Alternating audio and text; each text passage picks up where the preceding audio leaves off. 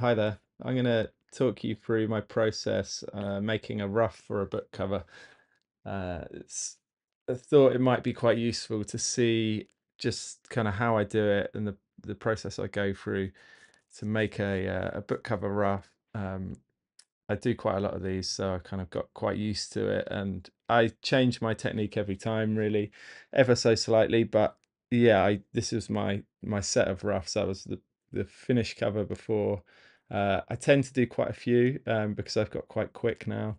Um, but yeah, I keep them really loose. This is quite loose for me. Just really simple, blocking in a bit of grey behind a line drawing. Yeah, so I try and give as many options as possible. You'll see here my document.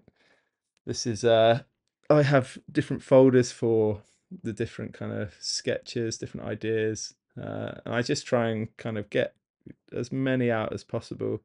Um, for this particular cover, I did it all on the Cintiq, all directly into Photoshop rather than starting in a sketchbook or anything.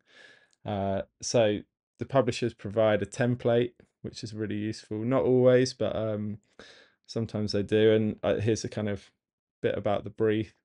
Uh, yeah, so basically just taking that uh, and getting cracking. They've given me the bleed and the text, which is really useful, especially for this cover, kind of for them to kind of say exactly where they wanted it. Because sometimes with book covers, where the title and the author name goes is kind of up to you.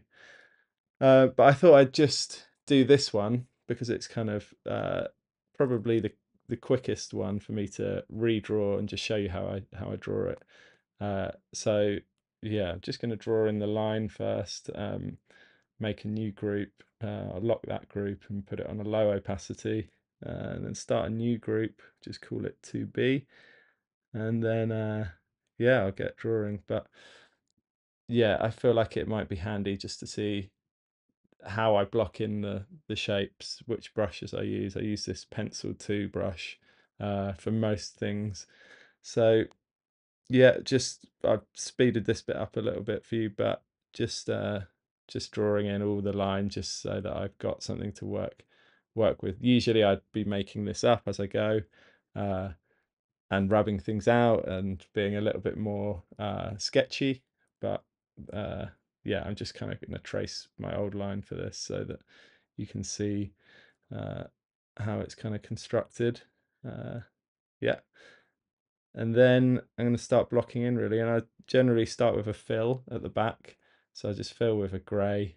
uh, Usually like to kind of start with a light grey, and then I can add lighter colours, but it's also doesn't mean that I'm working on a blank canvas, really, so that's great. Just checking the old rough, but I do most of it with that same brush, the Pencil 2. Just make it bigger, uh, make the foreground a bit darker, and I just paint in on a new layer the foreground shape, foreground hill, and then paint in, give it a name. uh, it's quite useful to be organized, especially when you get to the final artwork. It's always good to name your layers. But yeah, I just paint in the shapes, really, and just keep it quite loose. I'm not really worried about going over the edges of the line here. Uh, if I drastically do, then I'll neaten it up. But yeah, just using the brush and the eraser, flicking between the B key and the E key, just yeah, just painting it in, giving that a name, uh, adding layers. I try to do everything on a separate layer, even when it comes to this kind of coloring, just so that you can change it easily.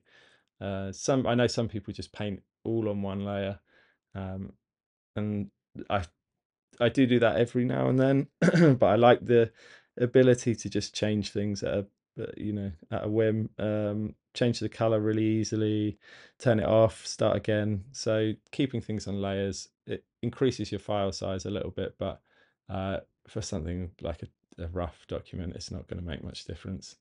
Uh, yeah, painting in the rocks, and then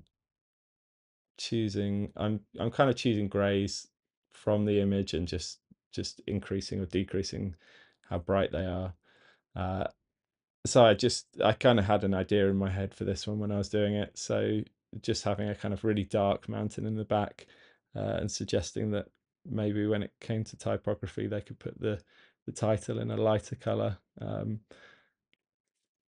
Yeah, but I just I just do this as quickly as I can. Really, I'm trying to get as many ideas down on paper. I try and send, from 6 to 8, sometimes to 12 if they're really loose sketches for a book cover.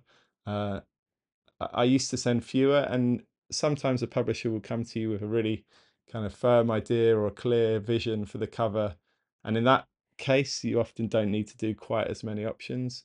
Um, when the brief is quite loose and open, I find I prefer to just try a load of different things and kind of see what works. And then if you do a lot, then you're in a kind of position where you can kind of remove or not send certain ones that haven't worked so well.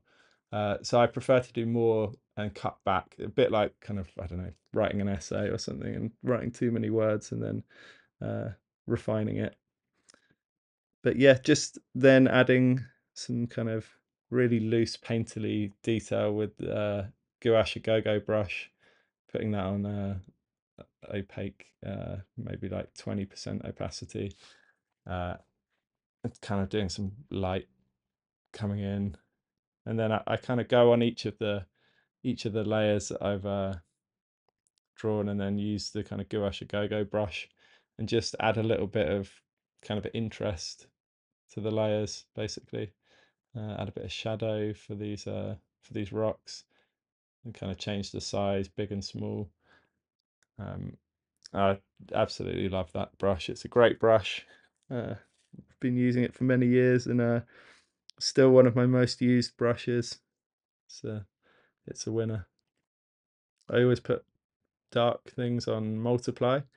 Just helps to embed them into the image. You get to play with the layer below, so it's a great tool. And then usually just adding a little bit of lighting. So this just kind of helps bring out kind of some of the hills and make it feel a little bit more like a real landscape or a bit deeper. Uh, yeah, and I kind of, maybe this one probably to paint took me, I think the original time was 18 minutes. I try and be, I try and do kind of try and do them about that quickly. If I'm doing them looser than that, I'd try and do them a little bit quicker than that. But yeah, I aim to do my roughs for a book cover in a day. So I'll do as many as I can in a day, and I'll go in the morning and start with some loose sketches, and then yeah, if any need refining, I'll do that later on in the day. But I just get as many ideas down as I can in one day, basically. Sometimes the cover rough will take longer. Depends. I mean, for me, drawing lots of people or drawing lots of buildings is always a little bit of a pain and takes me much longer. So cover roughs with a lot of that going on can take me 2 days, definitely. And sometimes I spend quite maybe 3 days on them. But for the for the time input and the money, I prefer to kind of do it in a day if possible. But that's it. There you go. I hope you like it, and I hope that was useful. And yeah, let me know if you've got any questions or thoughts. Thanks for that.